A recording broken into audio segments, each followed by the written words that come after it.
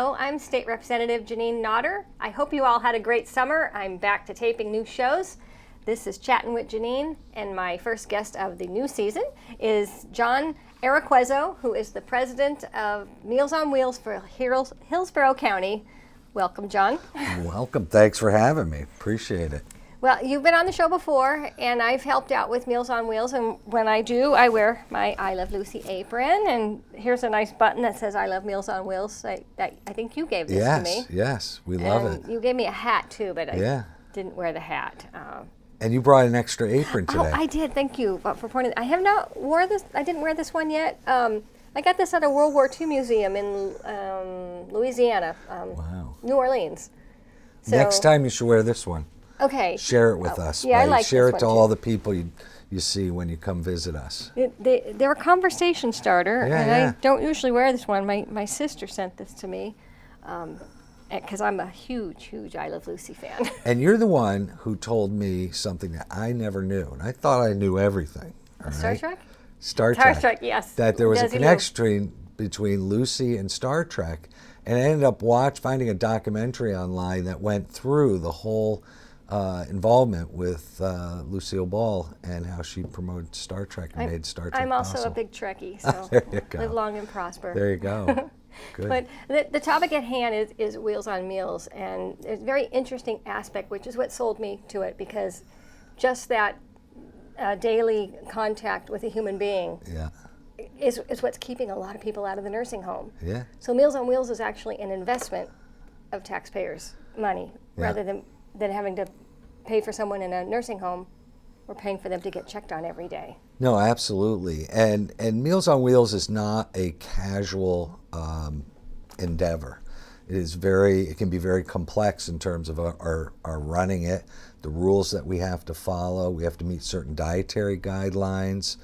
And what we do is we serve meals to people all over Hillsborough County. We do home delivered meals, and we also do what we call community dining, which is we have opportunities for people 60 and older to get a free meal out in the community and to socialize. I think we have some pictures of that.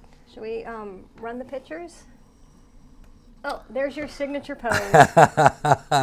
You like your job. You can insisted on having that one tell. thrown Yes, in. yes, because I've seen you do that. So. Yes. Nice healthy plant. So, So- is this community dining? Yeah, so this is White Birch Eatery. It's one of 4 restaurants that we work with. Community dining is typically, it's done at a senior center or it's done at a church or some other place. But we've branched out and have done things with local restaurants. This is the Village Eatery right here in Merrimack. Yes, they're a big contributor to Meals and on these are Wheels. people who have Dine Out Club cards, and I'll talk about that in a minute. But they socialize, and how important that is right now, socialization. And we were able to fundraise for a new truck, and this is my team posing in front of the truck. Now, your team, by that you mean the volunteers that do the driving? This is or- this is the people, because we have 7 nutrition sites throughout the county, and so these are some of the people that run those 7 nutrition sites. I know Rod. There's- Yeah, that's why I don't see Rod Buckley up there. Yep, I know he's one of your drivers. There's our finance person. We have our volunteer coordinator, our office manager. I mean, we have one of our board members. This is our big team. But we have over 250 volunteers now, and we have in total about 65 staff. Many of them who are part-time drivers that help us out. So it takes a lot of work to get those meals out there, and these are the folks that do it. And that's one of our and home he's- delivery people. We right, deliver and meals. The bag he's holding, that's what the meal comes in. So it's like Yeah. a frozen dinner. Yeah. Yeah. You get There you and are. this one. There you are again. So my the person that does our graphics sent this out, and one of my staff says, "Oh, that's just a joke," and she says, "No, that's not a joke." She goes, "I meant this for real." I love this picture. And the reason why I love this picture and the graphics is because it says more than enough to go around. One of the biggest objections that people have to signing up to Meals on Wheels, which is, if it's a free service, and if you qualify, you might as well go for it. One of the biggest objections is that, well, I don't want to take something away from somebody who needs it more than I do. Yeah, and that's not the case. We don't have a wait list. And what there are the is qualifications? well, so if you're 18 to 59 years of age and you have a medical condition and you're low income and it prevents you from getting out, that's one set of qualifications. If you're 60 and older, regardless of your income, and you have trouble cooking for yourself, or you don't get out easily enough to go shopping, or that's another set of qualifications. And so many people get it who are 60 and older because otherwise they wouldn't be eating anything healthy, or they wouldn't have any visitors. Year after year we do this survey. We ask people that we deliver to, do you get any other visitors besides the Meals on Wheels driver during the week? And it used to be 20% of them would say, no, I don't. Well, now that's gone up to 60%. 60% of the people that get Meals on Wheels. 60% of the people only say human contact. only they human have. contact they have. Is that that's really just sad. horrible? That is horrible. So here's something I wanted to get out there, and that is, Meals on Wheels America, which it's a membership organization. We're a member of Meals on Wheels America. They provide us with resources, and they rate all the different states on how they do with senior nutrition and transportation and other things. One of the things they rated was loneliness and isolation. And I was shocked to see, now this is pre-pandemic, New Hampshire had the second highest rates of loneliness and isolation for seniors in the country. Why is that?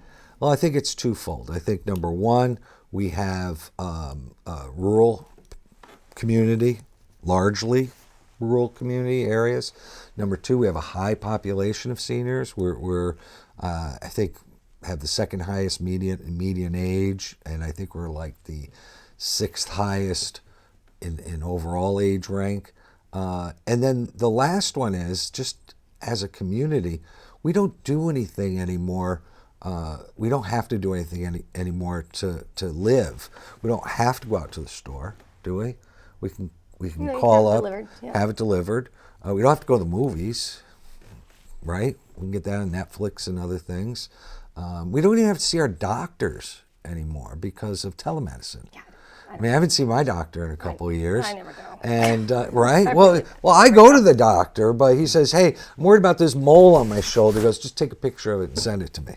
Wow. That's actually very convenient. It is. It's so convenient. It's always so frustrating going to the doctors. You have to wait forever to see him, and it's like, and the convenience is wonderful, and it has set us free, but it also has imprisoned us.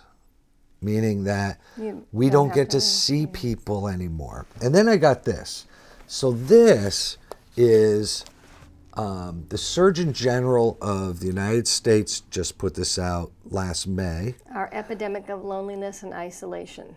Our epidemic of loneliness and isolation, where he goes through saying that there is an epidemic in the United States of loneliness and isolation. It's unprecedented. Is it because the baby boomers are getting older and there was so many of them? This has, the Surgeon General's report isn't just about seniors. It's about everybody. It's about kids who aren't doing as much sports, that are sitting in their rooms doing video games. Because of that.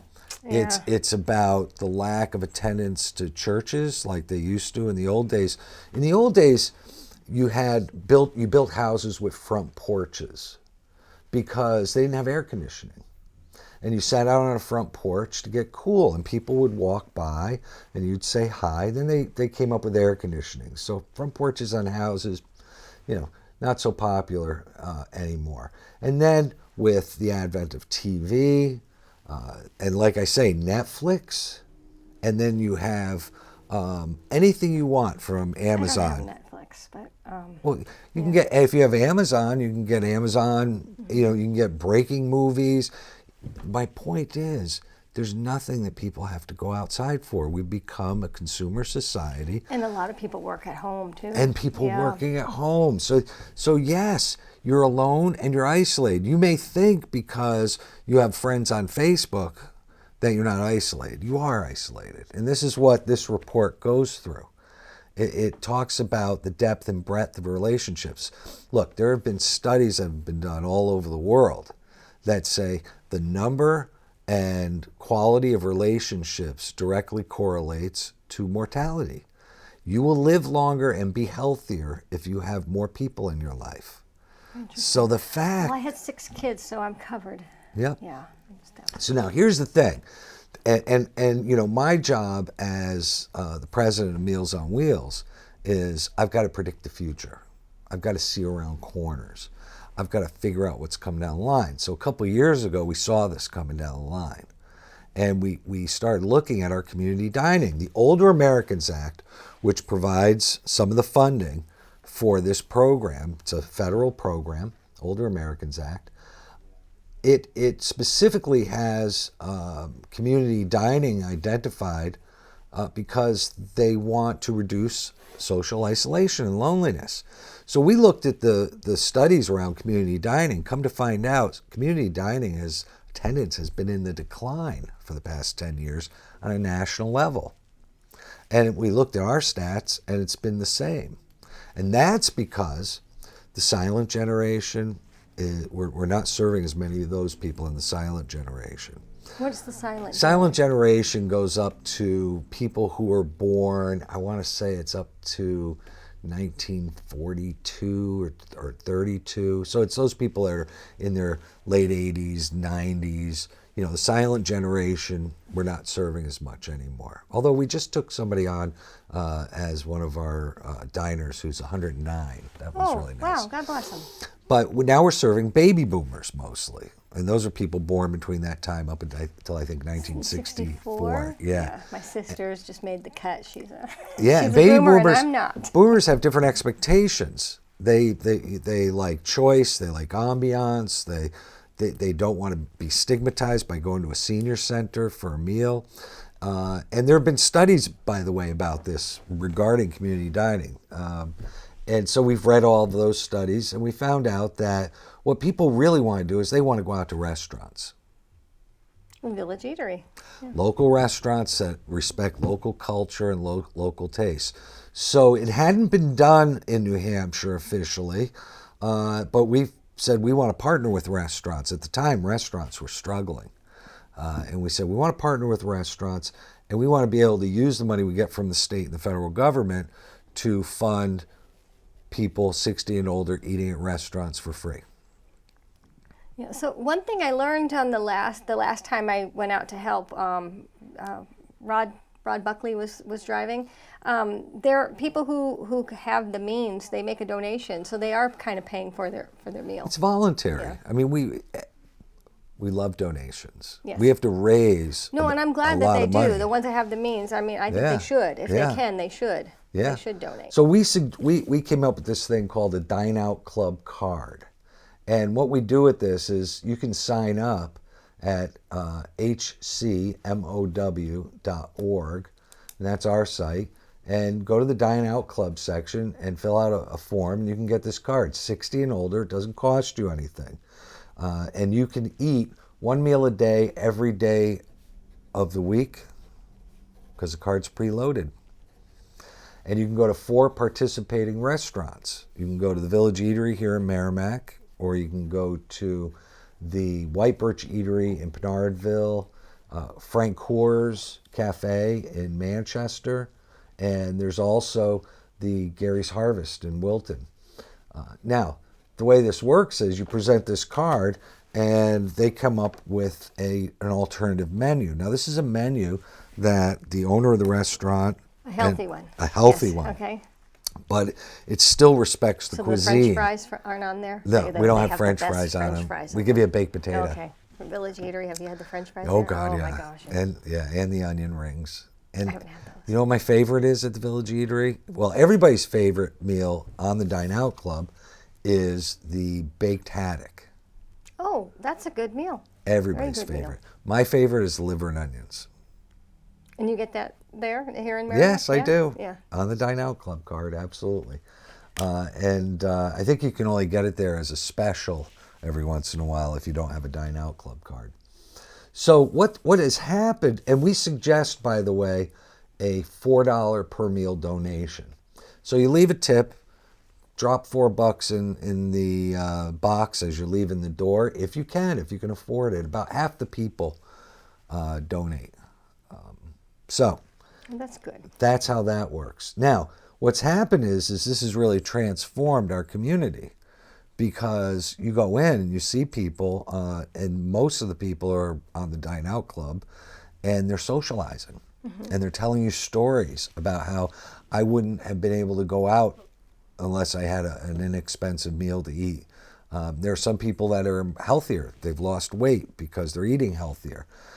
They're seeing people they haven't seen in years. I remember I went there with my wife, and we saw our plumber, our old plumber. Yeah, I know who you're talking about. He's a regular there. Well, he's our plumber. I see a lot of him, unfortunately. So you know the paintings that they have in the Village Eatery? There's all those Yeah. beautiful works of art. They belong to Bob and Barbara Healy. Oh, They donated yeah. them. Yep. Spruce the place up. There's so much community, and that we stand to lose if we don't come together and share like a community. And so this has really been great. And our goal is to have one of these in every city and town in the county. And we're working with other Meals on Wheels providers who are also in the state who are interested in doing this. So that's our program. So just if we run out of time, we can always do a part 2, and I can write Yeah, that. yeah. So, but because I wanted to say, we had the bridge dedication. Speaking of community, for our late speaker, Dick Hinch, who was a very prominent member of citizen of Merrimack. He was became the Speaker of the House. That was his favorite place to eat. Isn't that something? So, yeah. Yeah. And he's old. He was older, so he would have qualified for Meals on Wheels. I went there one day, and there was a busload of people there, and they pushed all the tables together, and there must have been about 18 people there, and I was walking by them to get a table, and they saw Meals on Wheels on my jacket, and they stopped me, and it took me about 45 minutes before I could sit down, because everybody wanted to tell me their story and how wonderful this has been, how it's affected their lives, But we need to raise some more money for this. Now, we are also looking to put in a bill. Looks like Bob Healy's going to sponsor it. Yes, and I'll co-sponsor, and Maureen Mooney, probably all of us. Yep. Yeah. And it looks like it's going to be getting some support, which is great. And this bill will make us exempt, the restaurants exempt for meals tax for each of the meals they serve on the Dine Out Club. And that's really going to help us, because right now, the funding gap is about $5 a meal. Every meal that goes out, we have to fundraise $5. And so this is going to help us. About half the people who donate, that brings it down to about $3 a meal. But what do you do for fundraising? Well, we get individual donations. We do a lot of grant writing. Local cities and towns, the town of Merrimack, donates money to us. Charitable gaming, they help Charitable you out? gaming Yes. helps us out. I've been a big proponent of charitable gaming in I the voted state. for it. Thank you very much. And we have some corporations that donate, some of the businesses that donate to us. So they've been very good to us. But we've got to do more, because there's so much more we can do. There's so much more we can do. Yeah. So lost my train of thought. Meals on Wheels is located in Merrimack, but not for long, right? Not for long. We have a plan. We bought Blake's restaurant in Manchester, right on South Main Street. And Blake's restaurant also comes with a creamery in the back and an office building. And so we bought that whole spread of buildings. And we're thinking in about the next 4 or 6 weeks, we're going to be opening up the office building and moving our headquarters over to there. And then we're also going to be moving our operations in Manchester, one of our nutrition distribution sites in Manchester, that's at the Carpenter Center. We're going to move that into the warehouse. And then the restaurant portion, right now it's just being used for storage. We have to do a capital campaign to renovate it. It's had many, many decades of deferred maintenance that when we brought the health inspector in, they said, gee, you're going to have to do so much, might as well do it all over. Wow. So we're going to do a fundraising of a capital campaign. And our goal for that is to convert it into an industrial kitchen.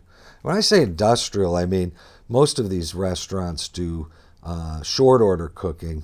Industrial kitchen, we're talking about 8,000 meals a week that we're going to push out of there. Wow. So it's a lot of, for all of Hillsborough food. County. Yes, for all of Hillsborough County. But we're going to reopen the restaurant portion, and hopefully our goal for the restaurant for the Dine Out Club. For the Dine Out Club. But we don't want to be in the restaurant business. So we're looking for a partner who will lease the space from us. Oh, good luck. And open up a restaurant with the only stipulation is you have to honor the Dine Out Club. You have to honor people 60 and older need to eat for free. Well, so the typical meal, they're actually, let me be honest, bland because it has to be because of people's health issues. Well, but they can always add their own, right? Yeah, and I wouldn't, the restaurant owners will come after you if you say bland. I know Vicky will at Village Eatery. So, but the food is really good. Well, I didn't mean at the restaurants. I meant what you deliver to the home, like in the brown bag that we saw in the photo, the man with the brown bag. The brown bag meal is, I've been told they're very bland because you have to. That has to be. It's not Kentucky Fried Chicken. It's not pizza. It's not McDonald's. It's a healthy meal. Mm-hmm. And it has the same dietary and nutrient requirements as the meals you'll get at these restaurants. The only difference is you have chefs at these restaurants that add to their own spin. Mm-hmm. Now, if you get a meal home delivered and you want to put salt on it because they're low sodium, you can put salt on them. That's fine. If you want to put butter on your corn, you can do that. But it's the same thing at the restaurants. And they used to also have milk. They used to deliver milk with the meals, or you don't have to do that We do anymore? now. Oh, you do? We stopped delivering milk because during the pandemic there were issues with supply chains. And not enough truck drivers. And they were having to put more and more milk onto these trucks. And so we would get it, and sometimes half the lot would be spoiled. Yeah. And so we tried to make it work, but we just couldn't put people at risk for that. Mm-hmm. So we switched to a powdered vitamin C and calcium packet. Yeah, I remember those. We don't do those anymore. We do them as a backup, but now, we're doing milk. Absolutely. Oh, okay. I didn't know that, so I learned and something new. And one of the great things about this new storage space and the warehouse we have is huge refrigerator and freezer space. So we now have an agreement with a local milk distributor, so we'll get it directly. We won't have to go through a middle person, because what they were doing is they were shipping it to our caterer, who is then shipping it off to us. Now we'll just get it directly. We have about 3.5 minutes left for this episode, so we can either do a part 2 or you can, whatever it is. I have said everything that I want to say. Awesome. Okay. All right? The only thing I want to tell everybody out there is there's an epidemic of loneliness and isolation. Families have changed since the pandemic. People are arguing about masks and shots and political things, and people are getting more and more divided. We need to come together, and there are ways to do that. And if we can do it around food, let's do it around food. We'd really appreciate your support of this program. So that's all I got to say. All right. Thank you. So thank you for coming on to the show, and we'll be in touch because we have that bill we got to discuss. And, yes. The filing is in September 11th, I believe. We have 1 week to file bills. It's very exciting for us to get. If we can get that bill passed, that would be really great for the program. Yes. And then we have to just get more money allocated for the program because we're seeing what a benefit it's having on the community. I know there's a lot of organizations out there, and all of them have the same. So it's rough. It's really rough. So we do the best we can do. Yeah, but of course I'm going to say my organization is the best organization. Of course I'm going to say that, right? Well, I know at the county level, I always, I think I seconded the motion this time, but when it comes to the marathon, I always ask, can I make the motion on that one? Yeah. The Manchester Marathon, and we have to have a motion and a vote on allowing them to go through the rail trails in Goffstown. Oh, okay. Yeah. That's also part of county. I got that confused for a minute because you were there that day when we were voting on that. Yeah. I just missed you. There you go. Yeah, I sat through a lot of those meetings. County has been very generous to us. And as a result, we keep a lot of people from having to go into nursing homes. And that's why I support Meals on Wheels. Yeah. So Yeah. thank you for watching, and I'll be back. Thank you.